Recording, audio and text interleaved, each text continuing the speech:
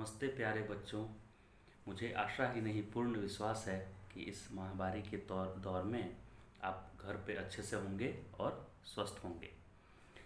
आज इस वीडियो में हम लोग एनसीईआरटी क्लास 10th का विद्युत चैप्टर जो है उसका लाइन बाय लाइन स्टडी करेंगे। ओके, तो आइए शुरू करते हैं ये चैप्टर विद्युत। विद्यार्थियों, विद्युत का आधुनिक समाज में एक महत्वपूर्ण स्थान है। ये पहला पैराग्राफ में ये लिखा हुआ है। यह घरों, विद्यालयों, अस्पतालों, उद्योगों तथा ऐसे ही अन्य संस्थानों में विविध उपयोग के लिए एक नियंत्रित कर सकने योग्य और सुविधाजनक ऊर्जा का रूप है। ऊर्जा का और भी बहुत सारे रूप हैं। विद्युत के अलावे आप हीट भी, जो गर्मी हम लोग यूज करते हैं अपने रसोई में खाना बनाने के लिए, वो भी जो ऊष्मा है वो भी ऊर्जा का एक रूप है। प्रकाश भी ऊर्जा का एक रूप है। वैसे ही विद्युत भी ऊर्जा का एक रूप है जिसको हम लोग उपयोग करते हैं।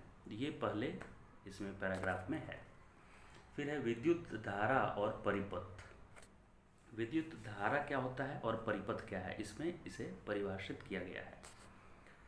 तो विद्युत धारा होता है फ्लो ऑफ चार्ज। चार्ज मतलब आवेश। जब भी आवेश आप सुने होंगे कि हमारे सराउंडिंग में जो भी मैटर्स हैं वो सब किससे मिलकर बने हुए हैं? मॉलिक्यूल से मिलकर बने हुए हैं, अणुओं से मिलकर बने हुए हैं। और अणु किससे मिलकर बने हुए हैं? परमाणु से मिलकर बने हुए हैं। तो परमाणु के अंदर क्या होता है? परमाणु के अंदर इलेक्ट्रॉन सर्कुलर ऑर्बिट में वृत्ताकार पथ में घूमते रहता है। किसके अराउंड घूमता है वो? तो न्यूक्लियस के अराउंड, नाभिक के अराउंड घूमता है वो। और नाभिक में क्या होते हैं? नाभिक में होते हैं प्रोटॉन और न्यूट्रॉन, है कि नहीं? अब आप सभी ये जानते होंगे कि प्रोटॉन जो है वो पॉजिटिवली चार्ज पार्टिकल है, यानी उस पर धन आवेश है।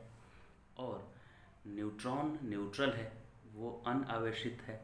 जबकि इलेक्ट्रॉन पे निगेटिव यानी ऋणात्मक चार्ज है इलेक्ट्रॉन पे। और वह ऋणात्मक चार्ज वाला इलेक्ट्रॉन प्रोटॉन और न्यूट्रॉन जो कि नाभिक में हैं उसके सराउंडिंग में वैसे ही रिवॉल्व करता है जैसे सूर्य के चारों तरफ सारे ग्रह घूम रहे होते हैं। ठीक है। अब इसमें विद्युत धारा क्या है? तो वो सारे ही मैटर में जो एटम से मिलकर बने हुए हैं, यहाँ तक कि ये पेन जो आप देख रहे हैं इसमें भी आप टुकड़े करते जाएंगे इसके, तो सबसे स्मॉलेस्ट पार्ट जो मिलेगा वो एटम मिलेगा। और उस एटम के अंदर इलेक्ट्रॉन घूम रहे होंगे नाभिक के चारों तरफ। तो उस इलेक्ट्रॉन पे ऋणात्मक चार्ज है, ऋणात्मक आवेश है। तो एक मटेरियल में वो ऋणात्मक, सारे ही मटेरियल में, सारे कोई भी मटेरियल हो, या ये मेरा टेबल हो जाए, ये चेयर जिसमें मैं अभी बैठा हुआ हूँ, या खुद मैं, ये सब एटम से मिलकर ही बने हुए हैं। तो चाहे वो कंडक्टर हो या इंसुलेटर हो। कंडक्टर वो मटेरियल हैं जिससे धारा बह सकती है, और इंसुलेटर ऐसे मटेरियल हैं जिसमें धारा नहीं बहती है, जैसे कि प्लास्टिक और सूखा हुआ लकड़ी, रबर, ये सब चीज़ों से धारा प्रवाहित नहीं होती है क्योंकि उनके पास इलेक्ट्रॉन फ्री नहीं होते हैं। इंसुलेटर्स में क्या होता है? इंसुलेटर में इलेक्ट्रॉन फ्री नहीं होते हैं, यानी वो बाउंडेड इलेक्ट्रॉन होते हैं, अपने ही नाभिक के चारों तरफ घूमते रहते हैं। जबकि जो कंडक्टर्स होते हैं उनके इलेक्ट्रॉन अपने नाभिक को छोड़कर उस मटेरियल में रैंडमली इधर उधर घूमते रहते हैं, यानी वो फ्री होते हैं, बाउंडेड नहीं होते हैं। राइट? मतलब उसको आप आवारा बोल सकते हैं कि वो आवारा इलेक्ट्रॉन्स हैं, इधर उधर भटक रहे हैं, वो किसी फैमिली से जुड़े हुए नहीं हैं। ठीक? तो इस तरह से कंडक्टर के अंदर जो फ्री इलेक्ट्रॉन्स हैं उन्हीं इलेक्ट्रॉनों के कारण कंडक्टर में धारा प्रवाहित कर पाता है। और इंसुलेटर यानी कुचालक में क्यों नहीं प्रवाहित हो पाता है? क्योंकि कुचालक के पास फ्री इलेक्ट्रॉन्स नहीं होते हैं। जो भी इलेक्ट्रॉन्स होते हैं वो बाउंडेड होते हैं, अपने नाभिक के चारों तरफ घूमते रहते हैं। ठीक। अब विद्युत धारा क्या होता है, ये कंडक्टर में जो इलेक्ट्रॉन्स हैं वो कितने फास्ट मूव कर रहे हैं, राइट, उस चीज़ को बोला जाता है विद्युत धारा। तो विद्युत धारा का क्या परिभाषा है, यहाँ पे देखिए, विद्युत आवेश के प्रवाह की दर को विद्युत धारा कहते हैं। यहाँ पे ये हाईलाइट किया हुआ है, ब्लैक से देख सकते हैं, विद्युत आवेश, मैं यहाँ अंडरलाइन भी कर दे रहा हूँ, आवेश के प्रवाह की दर को विद्युत धारा कहते हैं। है कि नहीं लिखा हुआ? ये आवेश की प्रवाह की दर, ये क्या चीज़ है, आवेश की प्रवाह की दर क्या चीज़ होती है। अभी आप मान लेते हैं कि 5 फ्लोर के एक बिल्डिंग में रहते हैं जिसमें टोटल नंबर ऑफ फ्लोर है 5। तो आप जब 4th फ्लोर पे होंगे और वहाँ टैप ओपन करेंगे तो जो पानी आने का स्पीड होगा, जिस प्रेशर से पानी आएगा वो कम होगा, और ग्राउंड फ्लोर पे आएंगे तो ज़्यादा आएगा, पानी फ्लो करेगा। तो हम बोल सकते हैं कि ग्राउंड फ्लोर पे पानी आने का दर क्या है, ज़्यादा है, पानी के प्रवाह का दर क्या है, ज़्यादा है। या गांव की नदियों की बात करें तो ऐसे जो तालाब होता है, तालाब में तो पानी का प्रवाह होता ही नहीं है, तो वहाँ हम बोलेंगे कि पानी का प्रवाह शून्य है। लेकिन नदियों में बात करें तो नदियों में पानी का प्रवाह होता है, क्योंकि पानी एक जगह से दूसरे जगह फ्लो करता है, बहते हुए जाता है। लेकिन जब बाढ़ आता है कभी कभी, तो बाढ़ में आप देखे होंगे कि वो पानी का बहने का गति बहुत ज़्यादा हो जाता है, तो हम बोलते हैं कि पानी की धारा तेज हो गई है, नदियों में पानी की धारा तेज हो गई है। तो धारा तेज होना, पानी की धारा तेज होना मतलब पानी जल्दी जल्दी आगे बढ़ रहा है, फास्ट आगे बढ़ रहा है। तो वैसे ही विद्युत धारा का मतलब है कि विद्युत मतलब आवेश, विद्युत मतलब क्या हो गया, चार्ज से लिया हुआ वर्ड। तो विद्युत धारा मतलब चार्ज के बहने की स्पीड। ओके। तो जैसे बाढ़ जब आता है गांव में तो क्या होता है, बाढ़ आने में पानी की धारा तेज हो जाती है। तो वैसे ही ये चार्ज के बहने की गति को तेज करने के लिए क्या करना होता है, हमें बैटरी लगाना पड़ता है। जितना बड़ा बैटरी लगाएंगे, जितने ज़्यादा वोल्ट का बैटरी लगाएंगे, उतना ज़्यादा अधिक स्पीड से आवेश बहता है कंडक्टर के अंदर। ओके। तो नदियों में पानी कब बहता है, जब नदी में बाढ़ आता है या कहीं पे ज़्यादा हाइट होता है और वहाँ उसके नीचे स्लोप होता है, जैसे जहाँ झरना होता है तो वहाँ ज़्यादा स्पीड से पानी नीचे आता है स्लोप होने से। वैसे ही स्लोप के जैसा ही विद्युत धारा को बढ़ाने के लिए, ज़्यादा विद्युत धारा करने के लिए मुझे क्या क्रिएट करना होता है, पोटेंशियल डिफरेंस क्रिएट करना होता है। ओके। उसको विभवांतर भी बोलते हैं, विभवांतर बनाना होता है मुझे, यानी कि कहीं पे ज़्यादा विभव और कहीं पे कम विभव पोटेंशियल। हम आगे पढ़ेंगे कि क्या है विभव। जैसे आप इतना समझ लीजिए, जैसे कि हीट ट्रांसफ़र होता है, मतलब अधिक टेम्परेचर वाले ऑब्जेक्ट से कम टेम्परेचर वाले ऑब्जेक्ट में, राइट, क्या जाता है, ऊष्मा की प्रवाह होती है। ओके। वैसे ही पानी या मटेरियल का प्रवाह कहाँ होता है, ज़्यादा ऊंचाई से कम ऊंचाई पे। तो धारा का प्रवाह कहाँ पे होता है, धारा का प्रवाह होता है अधिक विभव से कम विभव की तरफ। तो पानी के फ्लो करने के लिए क्या चाहिए मुझे, हाइट डिफरेंस। हीट फ्लो करने के लिए, ऊष्मा फ्लो करने के लिए क्या चाहिए, टेम्परेचर डिफरेंस। वैसे ही धारा फ्लो कराने के लिए क्या चाहिए, विभवांतर, यानी विभव का डिफरेंस, अंतर। ओके।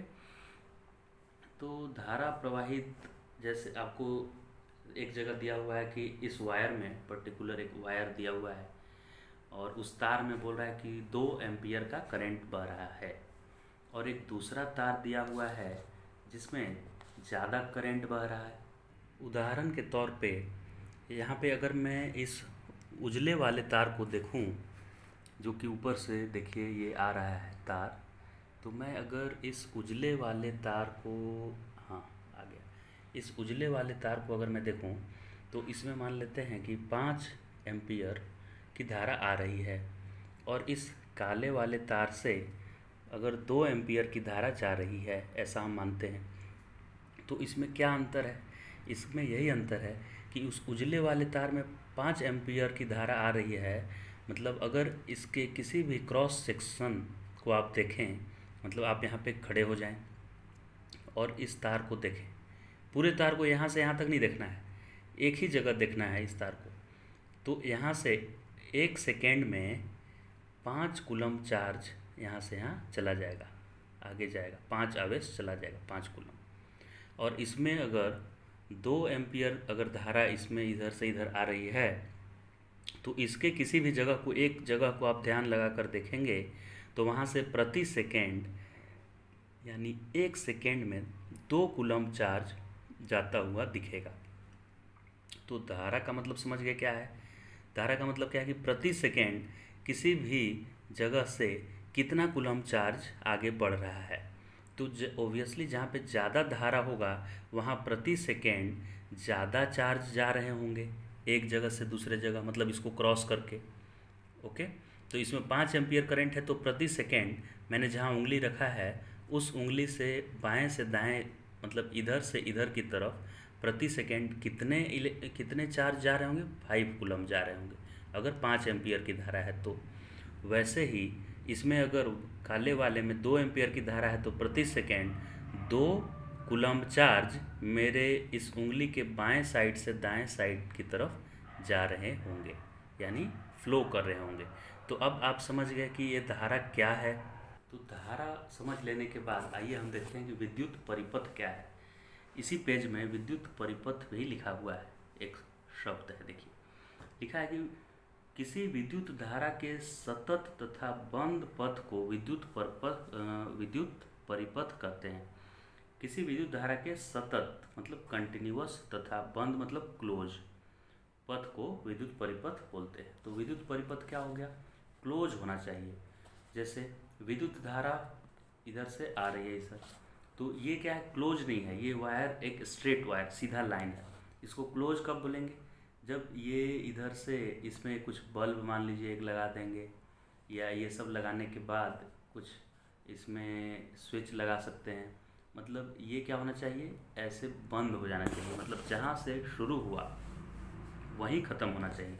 जैसे इस पॉइंट को मैंने ए बोला, तो ये ए बी सी डी और फिर ए आना चाहिए। बीच में कहीं टूटा हुआ तार नहीं होना चाहिए। जैसे ये विद्युत परिपथ कहलाएगा क्या? देखिए इधर से एक बल्ब मैंने लगाया, ऐसे एक बैटरी लगाया, ऐसे इसमें एक स्विच लगाया, ये रहा स्विच, और यहाँ पे मैंने जोड़ा ही नहीं, मतलब ए से शुरू मैंने किया, ए बी सी और डी, और आगे उसके बाद मैंने कुछ लिखा ही नहीं उसके आगे। तो क्या यह विद्युत परिपथ है? नहीं है। ये विद्युत परिपथ कब बनेगा? क्लोज लूप होना चाहिए। बंद पथ लिखा हुआ है, बंद पथ, तो इसको बंद करेंगे तब। अब इसको क्लोज देखिए कर देते हैं, यहाँ से मैंने मिला दिया ए और डी को, तो ये बंद पथ हो गया, इसको विद्युत परिपथ बोलेंगे। ठीक, वैसे भी जब ये बंद होगा नहीं तो उसमें धारा बहेगी ही नहीं। धारा बहने के लिए बंद करना ही पड़ेगा, मतलब क्लोज करना पड़ेगा। सिंपल आप ये सीख सकते हैं कि एक तार है तो उसमें बल्ब से बैटरी तक और उस बल्ब के दूसरे सिरे तक तार कंटिन्यू रहना चाहिए, बीच में टूटा हुआ तार नहीं रहना चाहिए। टूटा हुआ तार रहेगा तो उसको विद्युत परिपथ नहीं बोलेंगे। समझ गए? तो विद्युत परिपथ क्या हो गया कि विद्युत धारा के सतत तथा बंद पथ को क्या कहेंगे? विद्युत परिपथ। सतत मतलब लगातार, बीच में टूटा हुआ नहीं होना चाहिए। अब बंद मतलब कि बंद मतलब चारों तरफ से घिरा हुआ रहना चाहिए, कहीं पे ओपनिंग नहीं रहना चाहिए। कोई विद्यार्थी ये पूछ सकता है कि सर इस बैटरी में जो आपने बनाया है यहाँ तो दिख रहा है मुझे गैप, ये टर्मिनल और इस टर्मिनल के बीच, पॉजिटिव टर्मिनल नेगेटिव टर्मिनल के बीच तो दिख रहा है गैप, तो इसके बीच भी कुछ कंडक्टर सॉल्यूशन जो होते हैं वो कंडक्टिंग होते हैं, वो भरे हुए रहते हैं, बीच में वैक्यूम नहीं रहता है, इसमें कुछ मटेरियल भरे हुए रहते हैं बीच में बैटरी के अंदर में, और वो इलेक्ट्रिसिटी को आगे बढ़ाते हैं, वहाँ बीच में खाली जगह नहीं रहता है। ठीक, अब इस धारा का अभी तक हमने सिर्फ परिभाषा देखा, उसको बोलते हैं हम लोग क्वालिटेटिव डेफिनेशन। मतलब धारा क्या है, तो चार्ज या आवेश के बहने की गति है कि कितना जल्दी जल्दी चार्ज एक स्थान से दूसरे स्थान तक जा रहा है। अब इसका मैथमेटिकल फॉर्म क्या है, फॉर्मूला क्या है मैथमेटिकल, तो फॉर्मूला ये है कि धारा equal to charge by time. ये कैसे फॉर्मूला आया होगा, सबसे पहले जिसने बनाया होगा ये फॉर्मूला, उसके माइंड में क्या आया होगा, ये ऐसा आया होगा, देखिए आप स्क्रीन पे, वो ये सोचा होगा कि एक वायर मुझे बना देना चाहिए। ये वायर देखिए बना दिया मैंने। अब इस वायर पे एक पर्सन जो होगा वो देखेगा, यहाँ पे लगातार इस वायर को ऐसे देख रहा है। यहाँ आँख में बना दे रहा हूँ, ये आई देखिए दिख रहा है ना आँख के जैसा, ये देख रहा है, यहाँ पे ध्यान लगाकर देख रहा है। तो इसने यहाँ पे टी समय तक देखा, घड़ी देखा वो कि अच्छा टी टाइम तक वो देखा। तो इससे टोटल क्यू चार्ज पास किया। टी टाइम में कितना चार्ज लेफ़्ट टू राइट गया बताइए, क्यू चार्ज। तो टी समय में क्यू धारा किसी भी क्रॉस सेक्शनल एरिया से बाएं से दाएं गई। तो वो बोलेगा कि अच्छा टी समय में क्यू चार्ज जा रहा है, तो 1 सेकेंड में कितना चार्ज जाएगा, तो क्यू बाई टी। टी समय में क्यू चार्ज गया तो 1 सेकेंड में कितना जाएगा, क्यू बाई टी। ये तो यूनिटरी मेथड है, पता होगा आपको कि 50 रुपये में 10 पेन, तो 1 रुपये में कितने पेन, 10/50 करेंगे। तो वैसे ही टी समय में क्यू आवेश गया किसी जगह से, तो 1 सेकेंड में कितना जाएगा, क्यू बाई टी। तो 1 सेकेंड में जितना चार्ज जाएगा उसी को डिफाइन किया गया करंट। उसी से पता चलेगा कि कितनी तेज़ धारा बह रही है कि नहीं। जैसे आपने 9वीं कक्षा में ये भी देखा होगा, वहाँ 9वीं कक्षा में देखिए ध्यान से ये देखे होंगे कि टी समय में आप अगर डी दूरी तय किए, आप घर से निकले सुबह सुबह टहलने के लिए, और टी समय आपने देखा तो उसमें आपने डी दूरी तय किया, तो 1 सेकेंड में कितनी दूरी तय की होगी आपने, डी बाई टी। तो चाल की क्या यही फॉर्मूला था चाल का ना, चाल बराबर दूरी बटा समय। तो कैसे ये आया दूरी बटा समय, तो टी समय में आपने डी दूरी तय किया, तो यूनिट समय में कितना दूरी तय किए होंगे, डी बाई टी। तो इसीलिए D by T equal to चाल बोल दिया जाता है। एक एग्जाम्पल से और करते हैं। मान लेते हैं कि आप 2 घंटे में आप मान लेते हैं एक बाइक चला रहे हैं, और 2 घंटे में आप कितना चल गए, स्लो चला रहे हैं, मान लीजिए बाइक 50 के स्पीड से चला रहे हैं, तो 2 घंटे में आप 100 किलोमीटर चले गए। 100 किलोमीटर 2 घंटे में कितना चले, 100 किलोमीटर, मतलब एक स्थान से दूसरे स्थान गए। तो 1 घंटे में कितने चलेंगे, 2 घंटे में 100, तो 1 घंटे में 100/2, ये कितना है, तो 100/2 जो ये आया, इसी को तो हम चाल बोलते हैं कि हमारी चाल हो गई 50 किलोमीटर पर आवर, हो गई कि नहीं, 50 किलोमीटर पर आवर हो गई। तो ये आया कैसे, तो मैंने क्या किया कि 2 आवर में 100 किलोमीटर, तो 1 आवर में 100/2 यानी 50 आ गया। तो इससे मुझे क्या पता चला, किसी का 50 किलोमीटर पर आवर स्पीड है, मतलब वो प्रति घंटे 50 किलोमीटर चल रहा है। तो वैसे ही किसी की धारा अगर 5 कूलम्ब पर सेकेंड है, यानी कि प्रति सेकेंड 5 कूलम्ब चार्ज उससे पास कर रहे हैं, उसमें से बह रहे हैं, है कि नहीं। तो अब इस धारा का यूनिट क्या होगा, तो धारा का क्या फॉर्मूला है, चार्ज ऊपर में था आवेश और नीचे समय। आवेश का यूनिट होता है कूलम्ब और समय का सेकेंड, तो कूलम्ब पर सेकेंड। करंट का यूनिट क्या हो गया, कूलम्ब पर सेकेंड। तो ध्यान से देखिएगा, करंट का सिंबल जो है वो आई है, क्यू है चार्ज का सिंबल, और टी टाइम का सिंबल है। और सबकी यूनिट की बात करें तो करंट का यूनिट है एम्पियर, चार्ज का यूनिट है कूलम्ब, और टाइम का यूनिट है सेकेंड। तो आप बोलेंगे सर करंट का यूनिट तो कूलम्ब प्रति सेकेंड होना चाहिए, ये एम्पियर कहाँ से आ गया। तो कूलम्ब प्रति सेकेंड को ही एम्पियर बोला जाता है। तो ऐसा यूनिट ऑफ करंट अगर आएगा तो आप कूलम्ब प्रति सेकेंड लिखेंगे तो भी वो 100% करेक्ट है। एम्पियर को रिस्पेक्ट देने के लिए कूलम्ब पर सेकेंड को एम्पियर लिख दिया जाता है, लेकिन ये सच है कि कूलम्ब पर सेकेंड भी ऐसा यूनिट ऑफ चार्ज है। तो अगर एग्ज़ाम में क्वेश्चन आएगा कि ऐसा यूनिट ऑफ चार्ज इज, और ऑप्शन रहेगा coulomb per second, second option रहेगा एम्पियर, थर्ड ऑप्शन रहेगा बोथ फर्स्ट एंड सेकेंड। तो आंसर क्या होगा? Both first and second. ऐसा यूनिट चार्ज का क्या है? एम्पियर है या कूलम पर सेकेंड भी है। कूलम पर सेकेंड को ही एम्पियर लिखते हैं। समझ गए ना? अब ये सब चार्ज, आवेश, ये सब समझ गए। आवेश क्या होता है? आवेश किसी भी पार्टिकल में हो सकता है जो इलेक्ट्रॉन, एक्स्ट्रा इलेक्ट्रॉन रखा है या इलेक्ट्रॉन निकल गया है। जैसे कंघी को बाल में हम ऐसे लगाते हैं तो कंघी मेरा चार्ज हो जाता है और उससे बाल भी चार्ज हो जाता है, तो उसमें से कोई इलेक्ट्रॉन एक्सेप्ट कर लेता होगा और कोई इलेक्ट्रॉन दूसरे को दे देता होगा।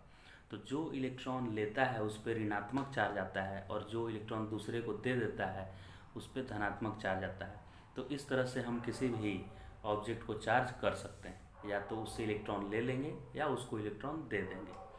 जैसे मुझे अगर इस पेन को चार्ज करना है तो इस पेन को मुझे धन आवेशित करना है, तो इससे मैं इसके इलेक्ट्रॉन को बाहर ले लूँगा। और इसको मुझे ऋण आवेशित करना है, निगेटिव चार्ज देना है, तो मैं इसको एक्स्ट्रा इलेक्ट्रॉन दे दूँगा। ऐसे चार्ज होता है। तो यहाँ पे चार्ज का फ्लो करना मतलब इलेक्ट्रॉन ही, प्रोटॉन तो फ्लो करने से रहा क्योंकि वो न्यूक्लियस के अंदर बैठा हुआ है, और फ्री तो इलेक्ट्रॉन्स होते हैं। तो इलेक्ट्रॉन भी बहेंगे कंडक्टर में। कौन फ्लो करेगा? इलेक्ट्रॉन ही बहेगा इधर से इधर। इसका प्रोटॉन न्यूट्रॉन बैठा रहेगा न्यूक्लियस के अंदर। तो अब से चार्ज मतलब इलेक्ट्रॉन फ्लो कर रहा है, तो मुझे इलेक्ट्रॉन पे कितना चार्ज है ये जानना चाहिए। तो एक इलेक्ट्रॉन पे बच्चों चार्ज होता है 1.6 इंटू 10⁻⁻19 कूलम। यहाँ पे देखिए लिखा हुआ है ये नंबर 1.6 10⁻⁻19 कूलम, है ना। तो विद्युत आवेश का ऐसा ही मात्रक कूलम है आवेश का, ये तो पता है। अच्छा, एक कूलम चार्ज बनाने के लिए कितना इलेक्ट्रॉन चाहिए वो लिखा है यहाँ पे 6 इंटू 10⁻18। वो कैसे आया होगा? तो एक कूलम चार्ज बनाना है। देखिए मुझे पता है कि एक इलेक्ट्रॉन पे कितना चार्ज है, 1.6 इंटू 10⁻⁻19, इतना कूलम है, ठीक। तो लिखेंगे हम कि 1.6 into 10⁻⁻19 coulomb charge is equivalent to 1 electron. तो 1 कूलम चार्ज कितना इलेक्ट्रॉन के बराबर होगा? तो इसको डिवाइड करेंगे, यूनिटरी मेथड आप जानते ही हैं। तो 1/1.6 इंटू 10⁻⁻19। अब इसी को जब आप डिवाइड करेंगे 1/1.6, तो ये 10⁻⁻19 ऊपर जाकर क्या हो जाएगा? 10⁻+19 हो जाएगा। तो उसको 10⁻18 लिख दीजिए और एक 10 को इधर लिख दीजिए साइड में। तो 10⁻19 ही रहा। एक 10 को मैं अलग से लिख लिया क्योंकि मुझे डिवाइड करना है नीचे 1.6। तो 10/1.6 करेंगे तो कितना आएगा बताइए? 10/1.6 6 आ जाएगा। तो कितना आ गया? 6 इंटू 10⁸, यानी कि एक कूलम चार्ज बनाने के लिए आपको 6 इंटू 6 इंटू 10⁸ इलेक्ट्रॉन्स की ज़रूरत होगी। इतने सारे इलेक्ट्रॉन मिलेंगे ना, एक दो इलेक्ट्रॉन से एक कूलम चार्ज नहीं बनेगा। 6 इंटू 10⁸ इलेक्ट्रॉन्स मिलाएंगे तब जाकर आपको 1 कूलम चार्ज मिलेगा। है कि नहीं? समझ में आ रहा है ना? हाँ सर, बिल्कुल समझ में आ रहा है सर, मज़ा आ रहा है। ठीक है, आगे देखिए। अब यहाँ एक विद्युत परिपथ बनाया हुआ है, आप जैसा कि देख रहे होंगे यहाँ पे फिगर में। उसमें ये बल्ब के लिए ऐसा सिंबल यूज करेंगे हम लोग। ये बल्ब है एक, और ये ए क्या है? ये अमीटर है। ये क्या करता है? ये धारा मापी यंत्र है, धारा मापेगा कि इस सर्किट में, मतलब इस वायर के थ्रू कितना एम्पियर करंट फ्लो कर रहा है, यही मेज़र करने का इंस्ट्रूमेंट है ये। और की मतलब क्या होता है? स्विच होता है। के जहाँ पे लिखा है वहाँ स्विच है। अब के लिखकर बीच में डॉट अगर लगाया हुआ है तो समझिए स्विच ऑन है। और के लिखा है और खाली ब्रैकेट दे दिया है, ऐसे स्क्वायर ब्रैकेट ऐसे दे दिया है, स्मॉल ब्रैकेट दिया है और बीच में डॉट नहीं लगाया है, तो आपको समझना है, बिंदु नहीं दिया है तो स्विच ऑफ है समझना है, और बीच में बिंदु बनाया हुआ है तो ऑन है स्विच। और ये क्या है? बैटरी है। तो अब इसमें निगेटिव मतलब माइनस लिखना है, और जहाँ बड़ा वाला वर्टिकल लाइन है वहाँ प्लस लिखना है, पॉजिटिव टर्मिनल वहाँ पे, यानी वहाँ हायर पोटेंशियल है, मतलब विभव ज़्यादा है। और जहाँ छोटा बनाया है ये वाला, वहाँ पे विभव कम है। तो धारा किधर से किधर को बहती है?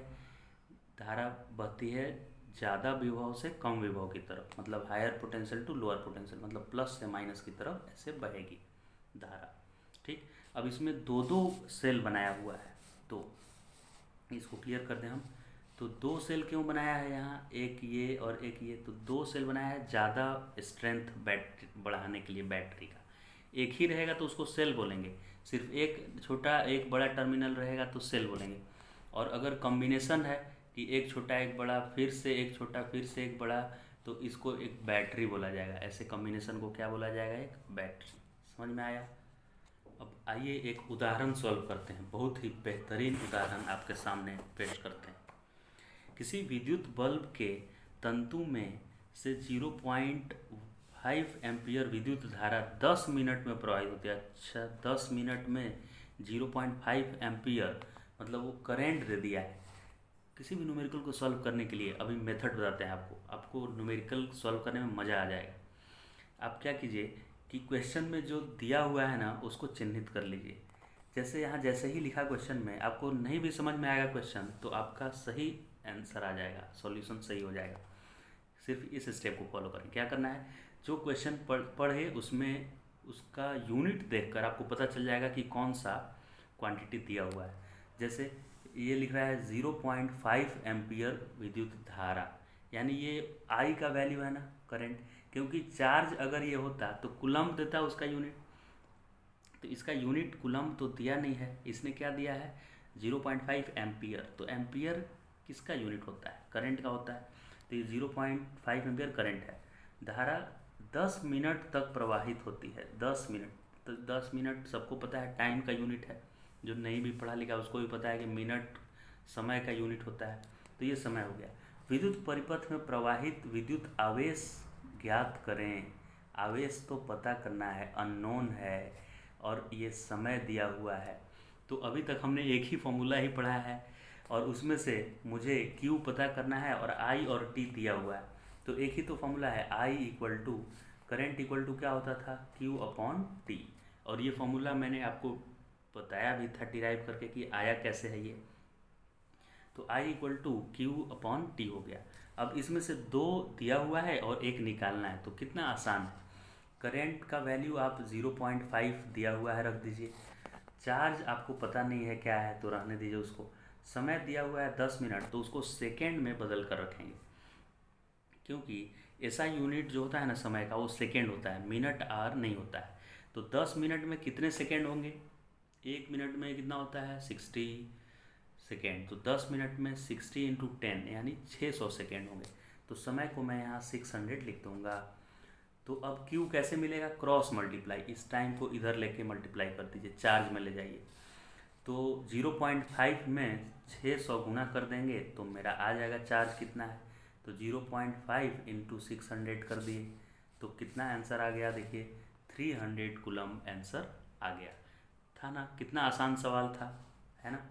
तो आइए अब इन प्रश्नों को हल करते हैं। अभी तक जितना हमने सीखा है उससे ये सारे प्रश्न हो जाएंगे। तो है विद्युत परिपथ क्या है। तो अभी हमने पढ़ा था इस वीडियो में पहले कि विद्युत परिपथ क्या होता है। विद्युत धारा के सतत और बंद पथ को, मतलब अगर कहीं पे विद्युत धारा फ्लो कराना है मुझे तो कैसा पथ चाहिए, तो सतत होना चाहिए, बीच में टूटना नहीं चाहिए, लगातार होना चाहिए, लगातार।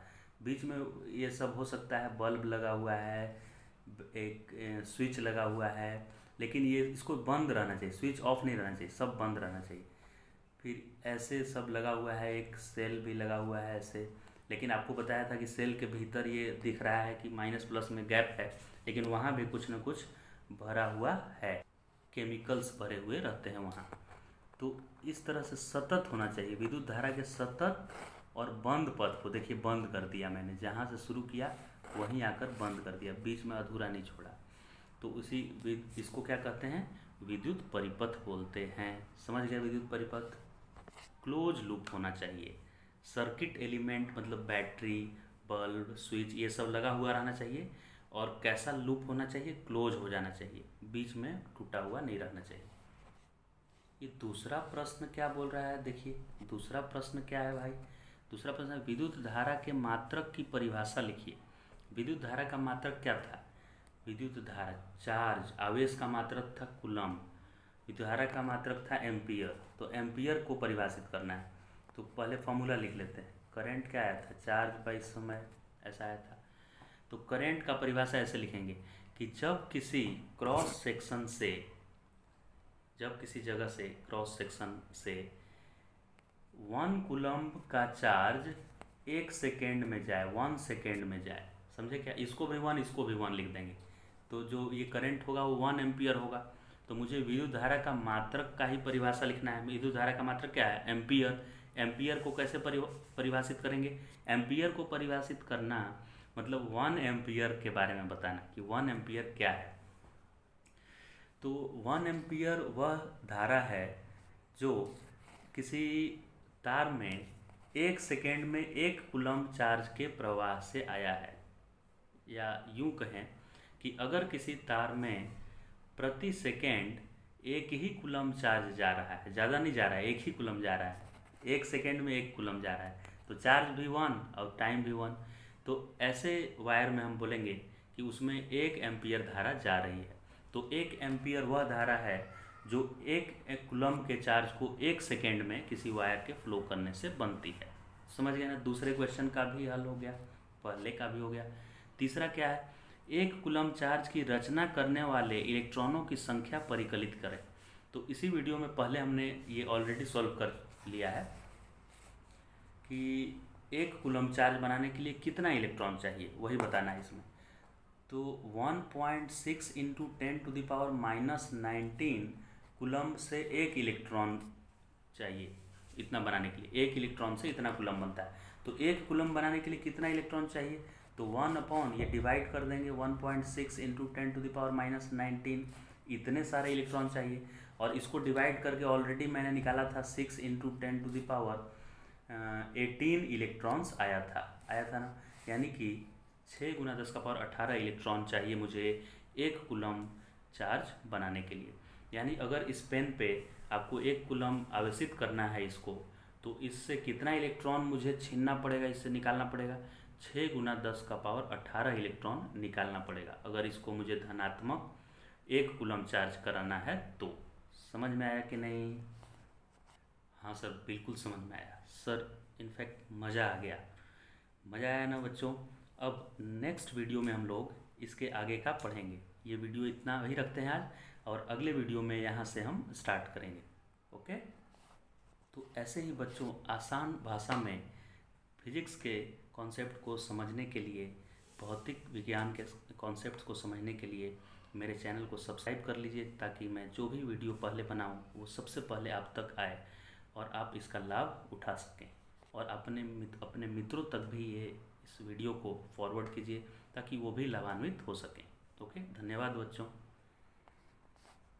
अगले वीडियो में आने से पहले यहाँ तक का देखकर समझ कर रखना है। 2 बार 3 बार वीडियो को पॉज करके देख लीजिए। उसको नहीं समझ में आया तो कमेंट बॉक्स में भेजिए कि मुझे ये वाला सर नहीं समझ में आया, फिर से एक वीडियो बना देंगे। लेकिन अगली क्लास में आते ही अभी तक हमने जितना पढ़ा उनसे मैं आपको प्रश्न पूछूंगा इन सारे कॉन्सेप्ट पे।